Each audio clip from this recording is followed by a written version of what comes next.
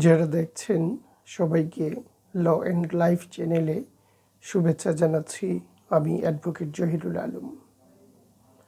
আজকে আমরা আইনের যে পর্বটি নিয়ে আলোচনা করব দেওয়ানি কার্যবিধির, সেটি হচ্ছে আদেশ 20 বা অর্ডার 20। অর্ডার 20 বিষয়টি নিয়ে বা যে বিষয়টি নিয়ে আলোচনা করে সেটি হচ্ছে রায় এবং ডিক্রি বা জাজমেন্ট অ্যান্ড ডিক্রি। মূলত যারা আইন পেশার সাথে জড়িত, যার মধ্যে আইনজীবী এবং যারা বিচারক রয়েছেন, জজশিপে যারা আছেন, তো এই 20 নম্বর আদেশটি আইনজীবীদের চেয়ে যারা বিচার কার্যের সাথে সম্পৃক্ত ওনাদের জন্য বেশি প্রয়োজনীয় হয়ে দেখা দিয়ে বা দেখা যায় যে এর প্রয়োজনীয়তা ওনাদের কাছে বেশি। ফলত বার কাউন্সিল এক্সামের জন্য যারা প্রার্থী আছেন তাদের থেকে যারা জুডিশিয়ারি পরীক্ষা দিবেন তাদের জন্য এই আদেশটি অধিক গুরুত্বপূর্ণ।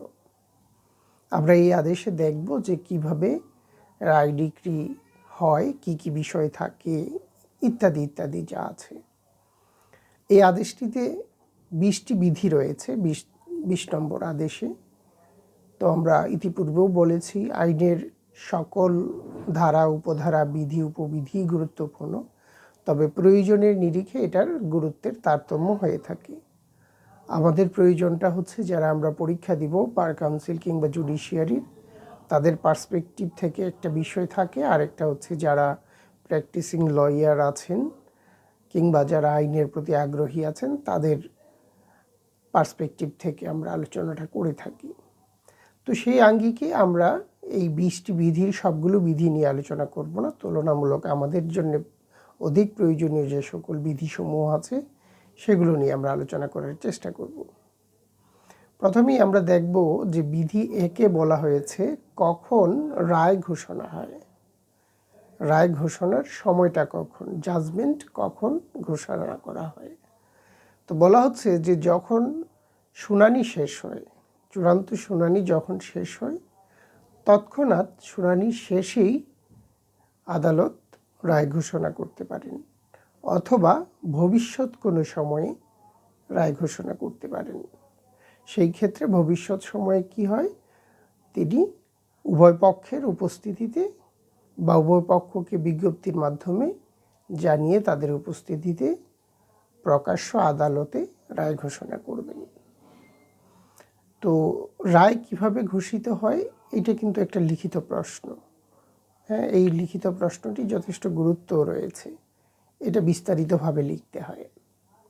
এখানে কয়েকটা কোর পয়েন্ট আমরা যেগুলো পেলাম, যেমন প্রকাশ্য আদালতে করতে হয়, চূড়ান্ত শুনানি শেষ হওয়ার সাথে সাথে বা তাৎক্ষণিক যেটা আদালত করতে পারেন, অথবা ভবিষ্যৎ কোনো সময়ে। এবং ভবিষ্যৎটা সেটা কিন্তু মানে একেবারে অনন্তকাল না, একটা সার্টেন পিরিয়ড। আদালত ভবিষ্যতে একটা তারিখ দিবেন যে এত তারিখে রায় ঘোষিত হবে, কিংবা বিজ্ঞপ্তি জারি করবেন রায় ঘোষণার জন্য যে এত তারিখে ঘোষিত হবে, অথবা আইনজীবীদেরকে জানাবেন, পক্ষগণের আইনজীবীদেরকে।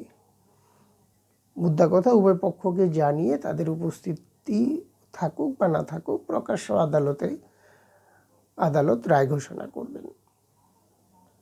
তারপর হচ্ছে আমরা বিধি 2-এ দেখব যে কোনো একজন বিচারক যদি রায় লিখে থাকেন কিন্তু ঘোষণা করেননি তখন কি হবেন, মানে পরবর্তী বিচারক কি সেই রায় ঘোষণা করতে পারবেন। বিধি 2-এ সেই সমাধান দিচ্ছে যে যদি কোনো বিচারক রায় ঘোষণা করে পরবর্তীতে তিনি রায় লিখে যদি তিনি ঘোষণা করতে না পারেন, তাহলে পরবর্তীতে তার স্থলাভিষিক্ত যিনি হবেন তিনি উক্ত রায়টা ঘোষণা করতে পারবেন। তারপর বিধি 3-এ আমরা দেখব যে এই রায় কি হবে, অবশ্যই বিচারক কর্তৃক স্বাক্ষরিত হবে, এবং একবার যদি এই রায়টা স্বাক্ষরিত হয় তখন সেটা কিন্তু আর সরাসরি সংশোধন করা যাবে না। দেখা গেল অন্য একজন বিচারক রায় লিখে গিয়েছেন, পরবর্তী বিচারক এসে সেখানে কিছু সংশোধনী দেখলেন, করে দেন তিনি ঘোষণা করলেন। তেমনটি করা যাবে না। রায় একবার ঘোষণা হলে সেটা সংশোধন করতে হলে ওই যে 152 ধারায় যে সংশোধনের ব্যাপার আছে, আমরা জানি দেওয়ানি কার্যবিধির 152 ধারায় রায় ডিক্রি সংশোধনের একটা বিধান দেয়া আছে। সাধারণত সেটা করণিক ভুল বা তাৎক্ষণিক ভুলের ব্যাপারগুলো যদি থাকে সেটা ওই ধারার অধীনে সংশোধন করা যায়। তো অনুরূপ রায় একবার স্বাক্ষরিত হয়ে গেলে তখন ওইভাবে ছাড়া অথবা রিভিউ করা ছাড়া সেটা কিন্তু আর সংশোধন করা যায় না। তারপর আমরা দেখব বিধি 5, যেখানে 5-এর কোটা মূলত আমাদের জন্য বেশি প্রয়োজন। 5 বিধি দেখব আমরা, 5 কো একটা উপবিধি আছে। সেখানে বলছে যে রায় ঘোষণা হওয়ার 7 দিনের মধ্যে ডিক্রি প্রস্তুত করতে হবে। যে ডেটে রায় ঘোষিত হবে তার 7 দিনের মধ্যে ডিক্রি প্রস্তুত করতে হবে। মূলত 5 বিধিটা হচ্ছে যে বিচার্য বিষয় যেগুলো থাকে সবগুলোর ব্যাপারেই আদালতের একটা রায় থাকতে হবে, সিদ্ধান্ত থাকতে হবে। যদি এরকম দেখা যায় যে গুরুত্বপূর্ণ এক বা একাধিক বিচার্য বিষয়ে সিদ্ধান্ত দিলেই মোকদ্দমার চূড়ান্ত সিদ্ধান্ত পাওয়া যায়, সেই ক্ষেত্রে তেমনটি হতে পারে। অন্যথায় যে কয়টা বিচার্য বিষয় ইতিপূর্বে স্থিরীকৃত হয়েছে এবং যে কয়টি বিচার্য বিষয়ের উপর সাক্ষ্য প্রদান হয়েছে, সেই সব কয়টি বিচার্য বিষয়ে কী সিদ্ধান্ত আসে তারপর সুস্পষ্টভাবে প্রত্যেকটা বিচার্য বিষয়ের সিদ্ধান্ত আদালত লিখবেন।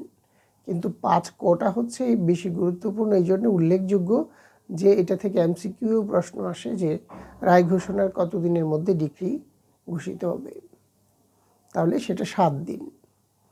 তারপর আমরা দেখব ডিক্রির বিভিন্ন বিষয়, যেমন 6-এ বলছে যে ডিক্রিতে কি কি বিষয় থাকবে। তো ডিক্রিতে কি থাকবে এর আগে আমরা রায়ের ব্যাপারটা একটু জেনে আসি। রায়ে কি কি থাকে? তো রায়ে সাধারণত এমনিতে আমরা ব্যবহারিক ক্ষেত্রে জানি রায়ের দুটো পার্ট থাকে। একটা হচ্ছে একটি কি বলে ডিরেক্টরি পার্ট, আরেকটা হচ্ছে অবজারভেটরি পার্ট। অর্থাৎ আদালত কিন্তু রায়ের মধ্যে অনেক কথাবার্তা লিখেন। প্রত্যেকটা বিচার্য বিষয় কিভাবে নিষ্পত্তি হয়েছে, উনি কোন কোন প্রেসিডেন্টস ফলো করেছেন বা ওনার নিজের কোনো পর্যবেক্ষণ আছে কি না, সেই কথাগুলো বলেন। যেমন এই ক্ষেত্রে আমরা একটা গুরুত্বপূর্ণ উদাহরণ দিতে পারি। বাংলাদেশের তত্ত্বাবধায়ক সরকার ব্যবস্থা বাতিল সম্পর্কিত যে উচ্চ আদালতের একটি রায় এসেছিল, যেটি প্রধান বিচারপতি তৎকালীন এস.কে. সিনহা ওনার সময়ে, যেটি নিয়ে তুমুল বিতর্ক হয়েছিল তখনকার সময়ে, যে ওখানে কিন্তু একটি অবজারভেটরি পার্ট ছিল, যেখানে তিনি লিখেছিলেন যে অন্তত আরও 3 বার এটি বাংলাদেশে প্রয়োগ করা যেতে পারে, এই তত্ত্বাবধায়ক পদ্ধতিটা, যেটি নিয়ে পরবর্তীতে অনেক বিতর্ক তৈরি হয়েছিল। তো আমরা প্রাসঙ্গিকভাবে এটা উদ্ধৃতিটা দিলাম যে রায়ে ওরকম একটা ডিরেক্টরি পার্টও থাকে, যেটা অবজারভেটরি পার্ট থাকে। অবজারভেটরি পার্টটা সরাসরি বলবৎযোগ্য নয়, বাট বলবৎ করা যেতে পারে, কিংবা প্রেসিডেন্স আকারেও বিভিন্ন বিষয়ে পরবর্তীতে নজির আকারেও উদ্ধৃত করা যেতে পারে। কিন্তু ডিরেক্টরি পার্ট হচ্ছে সরাসরি যেটা বলবৎযোগ্য, আদালত সরাসরি এটাকে বাস্তবায়নের জন্য বা এই ব্যাপারটাকে চূড়ান্ত সিদ্ধান্ত প্রদানের মাধ্যমে নিশ্চিত করলেন। তো এই যে রায় লেখা হচ্ছে, তাহলে রায়ের মধ্যে কি যে যা আবেদন করলো সে তা কিভাবে পেলো বা কতটুকু পাবে, এই নির্দেশনার বাইরেও আরও অনেক বিষয় থাকবে কিন্তু বা থাকতে পারে। কিন্তু যখন ডিক্রি প্রশ্ন আসবে, ডিক্রিতে কিন্তু সকল বিষয়, বিশেষত ওই যে পর্যবেক্ষণ, আদালতের পর্যবেক্ষণ সম্পর্কিত যে বিষয় অবজারভেটরি পার্ট, ওগুলো আসবে না। ওখানে শুধুমাত্র আসবে পক্ষগণ কি চেয়েছে, কি প্রতিকার তাদেরকে দেয়া হয়েছে, কি বক্তব্য ছিল, বিষয়বস্তু কি ছিল, কিভাবে প্রমাণিত হয়েছে, মূল কথাগুলো ওখানে আসবে ডিক্রিতে।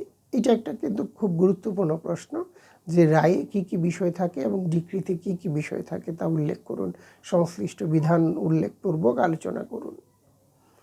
তারপর ডিক্রিতে অর্থের মোকদ্দমা হলে সেই টাকার পরিমাণ ইত্যাদি ইত্যাদি সব কিছু, মুদ্রা কথা যা যা বাস্তবায়িত হবে, বলবৎ হবে, তার সকল প্রয়োজনীয় নির্দেশনা সেই ডিক্রিতে থাকবে, যেটার বিষয়ে আমরা পাচ্ছি বিধি 6-এ। 7-এ দেখব আমরা যে ডিক্রি সবসময় কী হবে, স্বাক্ষরিত হবে, এবং সেই স্বাক্ষরের পাশাপাশি ডিক্রিতে তারিখও থাকবে। ওই যে ডিক্রিতে তারিখটা থাকবে, সেই তারিখটা হবে কিন্তু রায়ের তারিখ। রায় যে তারিখে হয়েছিল সেই রায়ের তারিখও কিন্তু ডিক্রিতে, রায়ের তারিখটিই কিন্তু ডিক্রিতে উল্লেখ থাকবে। সেটা আমরা দেখব বিধি 7-এ। বিধি 8-এ দেখব যে একজন বিচারক ডিক্রি প্রস্তুত করলেন, উনি রায় ঘোষণা করেছেন, রায়ে স্বাক্ষর করেছেন, তার নির্দেশে ডিক্রি প্রস্তুত হয়েছে, বাট ডিক্রি স্বাক্ষরের পূর্বেই তিনি স্থানান্তরিত হয়েছেন, হয়তো বদলি হয়ে গিয়েছেন তাৎক্ষণিক, অথবা এমনও হতে পারে যে ওই মুহূর্তে ওই আদালতেই বিলুপ্ত হয়ে গিয়েছে তার সুপিরিয়র অর্ডারের প্রেক্ষিতে। অনেক আদালত আমরা দেখি অনেক সময় নানান কারণে বিলুপ্ত হয়। সেই ক্ষেত্রে ওই ডিক্রিতে কে স্বাক্ষর করবেন? কেননা রায় তো স্বাক্ষরিত হয়েছে, ডিক্রি তো স্বাক্ষর হয়নি। বলা হচ্ছে যদি ওই আদালত মানে ওই বিচারক যদি না থাকেন, তার স্থলাভিষিক্ত যিনি হবেন ডিক্রিতে উনিই স্বাক্ষর করবেন। কিন্তু যদি আদালত বিলুপ্ত হয়ে যায়, সেই ক্ষেত্রে ওই আদালতটি যে আদালতের অধীনস্থ ছিল, সেই উপরস্থ যে আদালত, অর্থাৎ এই আদালত যার অধীনস্থ ছিল, সেই আদালতের যিনি বিচারক তিনি এই ডিক্রিতে স্বাক্ষর করতে পারেন। এইটা হচ্ছে যদি আদালতটা বিলুপ্ত হয়ে যায়। আর যদি বিচারক স্থানান্তরিত হন, তাহলে ওনার স্থলাভিষিক্ত যিনি হবেন তিনিই স্বাক্ষর করবেন। এরপর আমরা দেখব অনেকগুলো বিষয়, যেমন স্থাবর সম্পত্তির ক্ষেত্রে হ্যাঁ ডিক্রি কীরকম হয়, অস্থাবর সম্পত্তির ক্ষেত্রে ডিক্রি কেমন হয়, কিংবা স্থাবর আছে, তারপর স্থাবর অস্থাবর, তারপর হচ্ছে দখল সংক্রান্ত ক্ষেত্রে হ্যাঁ দখল বিষয়ে ডিক্রিতে কি নির্দেশনা থাকে। আমরা একটা একটা করে যদি আলোচনা করি, 9-এ দেখব স্থাবর সম্পত্তির ক্ষেত্রে বলা হচ্ছে ডিক্রিতে সুনির্দিষ্টভাবে স্থাবর সম্পত্তিটা চিহ্নিত করতে হবে। সেটা কিভাবে? যেমন চৌহদ্দি থাকে, সেটা আর্জিতে যারা আর্জি দাখিল করেছেন, প্লেইনটিভ বা ডিফেন্ডেন্ট যখন লিখিত জবাব দিয়েছেন, তো ওই সবের আলোকে কি হবে, ওই স্থাবর সম্পত্তিটা সুনির্দিষ্টভাবে চিহ্নিত করতে হবে। তারপর অস্থাবর সম্পত্তির ক্ষেত্রে কী হবে, ওটাও চিহ্নিত করতে হবে। কিংবা যদি এমন হয় যে না, এই অস্থাবর সম্পত্তির পরিবর্তে আদালত এরকম বললো, কারণ অস্থাবর সম্পত্তিটা হয়তো ক্ষয়প্রাপ্ত হয়ে গিয়েছে বা নষ্ট হয়ে গিয়েছে, ওইটার একটা মূল্যও নির্ধারণ করে দেয় অনেক সময় ডিক্রিতে, যে হয় আপনি এই দ্রব্যটি বা বস্তুটি দিবেন, অথবা এর মূল্য বাবদ এত টাকা পরিশোধ করবেন। হ্যাঁ, সেই ক্ষেত্রে ওই টাকার অঙ্কটা আদালত উল্লেখ করে দিবেন। এখন যদি অর্থের ক্ষেত্রে হয়, হ্যাঁ, আমরা 11-তে দেখব যে অর্থের মোকদ্দমায় কিস্তিতে পরিশোধের কথা বলে দিতে পারে আদালত, যে এই টাকাটা এইভাবে কিস্তিতে পরিশোধ করা যেতে পারে। এবং কিস্তিটা সাধারণত কি হয়, যদি কোনো নির্দিষ্ট পক্ষ সেটা কিস্তি নির্ধারণের জন্য আবেদন করেন, তখনই কিন্তু সেই কিস্তির ব্যাপারটা আসে, যে কিস্তিতে পরিশোধের। এবং সেই ক্ষেত্রে আদালত উভয় পক্ষের আলোচনা শুনানি শেষে যখন সিদ্ধান্ত প্রদান করেন, রায় দেন, সেই আলোকে ডিক্রিতে তিনি কিস্তির পরিমাণটাও নির্ধারণ করে দিতে পারেন। তারপর আমরা দেখব 12-তে যেমন এই একটা বিষয় সেট অফের বিষয় আছে। আমরা আদেশ 8-এ পড়ে এসেছিলাম লিখিত জবাব বা সেট অফ, পাল্টা দাবি, যেটা অর্থের মোকদ্দমায় এক পক্ষ টাকার জন্য মোকদ্দমা করেছে, আর এক পক্ষ বলেছে যে না, আমিও ওনার কাছে উল্টো টাকা পাই এবং আমার টাকাটা সমন্বয় করা হোক। সমন্বয় করে উনি কখনো দেখা যায় বিবাদীও বেশি পেতে পারে, আবার কখনো সমন্বয় করে বাদী বেশি পেতে পারে।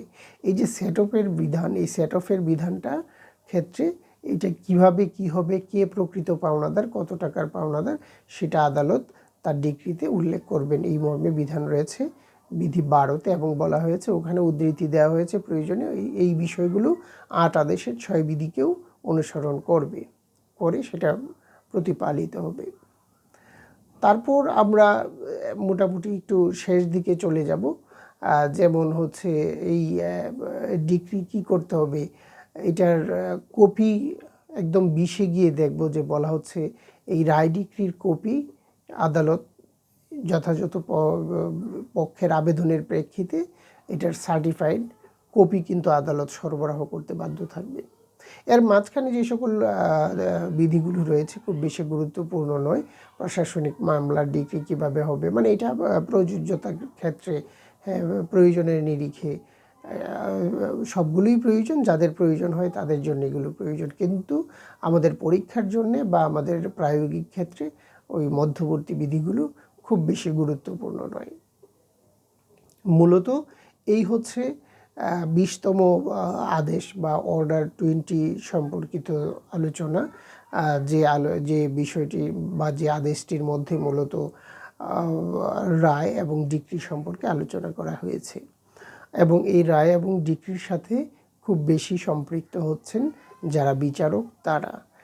আর আইনজীবীদের অংশটা হচ্ছে মূলত ওই রায় ডিক্রি কীভাবে হবে, কখন হবে, কি কি বিষয় থাকবে, এই বিষয়গুলো জেনে রাখা এবং এটার সার্টিফাইড কপি সময় মতো উত্তোলন করা।